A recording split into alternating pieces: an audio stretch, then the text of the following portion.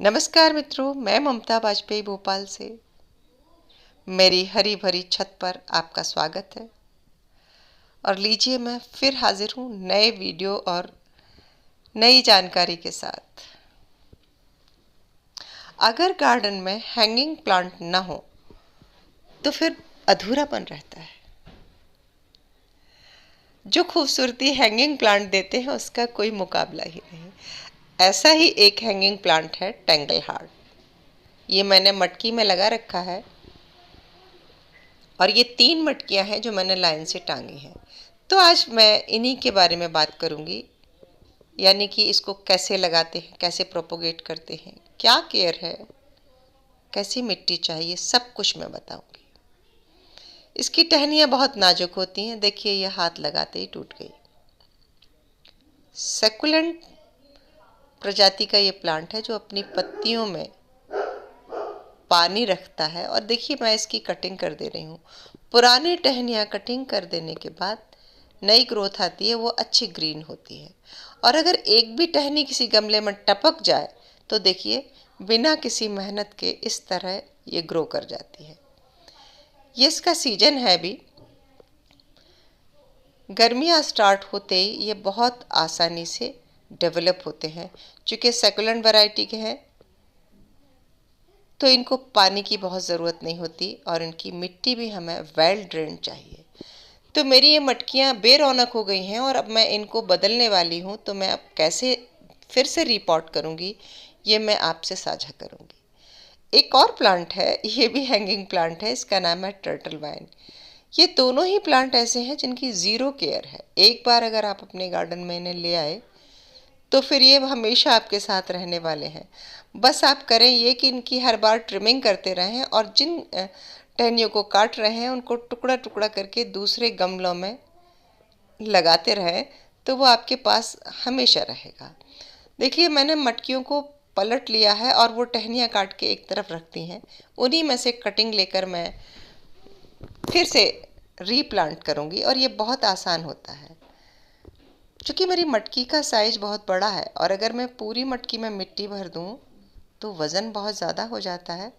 इसीलिए मैं इसको डायरेक्ट मिट्टी नहीं भर रही। मैंने इसमें नारियल का ये कॉयर का पूरा चूरा भरा है जो मेरे पास एक गद्दे से निकला हुआ सुरक्षित है। और मैं भरूंगी सूखे पत्ते। ये एक टिप है कि जब भी आप हैंगिंग प्लांट लगाएं तो उसमें जो सॉइल भरें उसमें वज़न नहीं होना चाहिए। आप कोकोपीट भी अच्छी मात्रा में मिला सकते हैं, उसमें भी वज़न नहीं होता।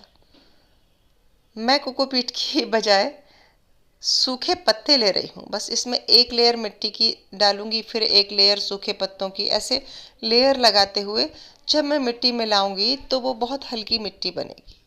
और जो मिट्टी मैं भरूंगी उस मिट्टी में थोड़ा सा कोकोपीट में मिला लूँगी।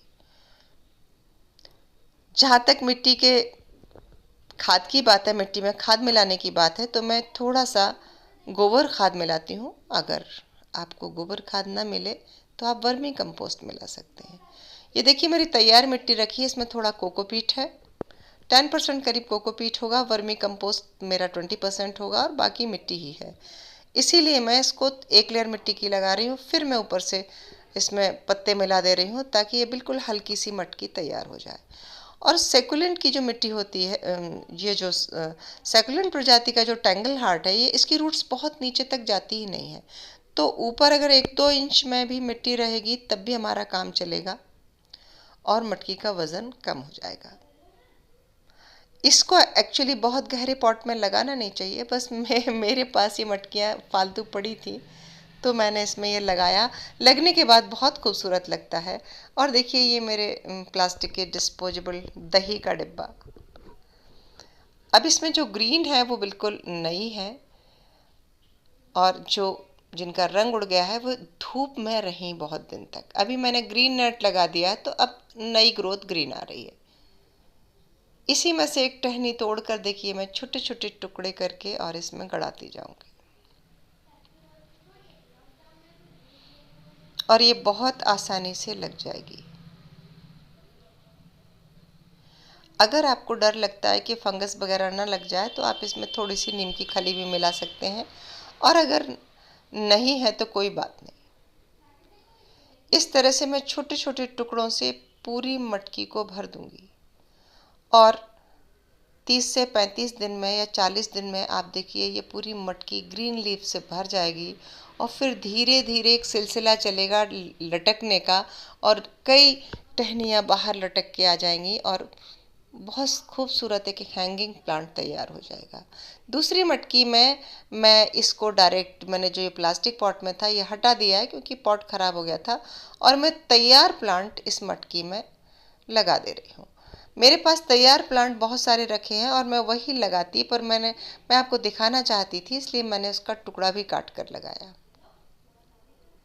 आप टुकड़े काट कर भी लगा सकते हैं, आप छोटे पॉट में तैयार करके भी रख सकते हैं, उसे लगा सकते हैं। मैंने पूरा ये तैयार पौधा रख दिया और आसपास से मैंने मिट्टी से दबा दिया है। जब ये मिट्टी भरें तब उंगलियों से चारों तरफ से दबा दें, क्योंकि जैसे ही हम पानी डालेंगे तो मटकी में मिट्टी नीचे बैठेगी और वो फिर इसकी रूट्स खुल जाएंगी।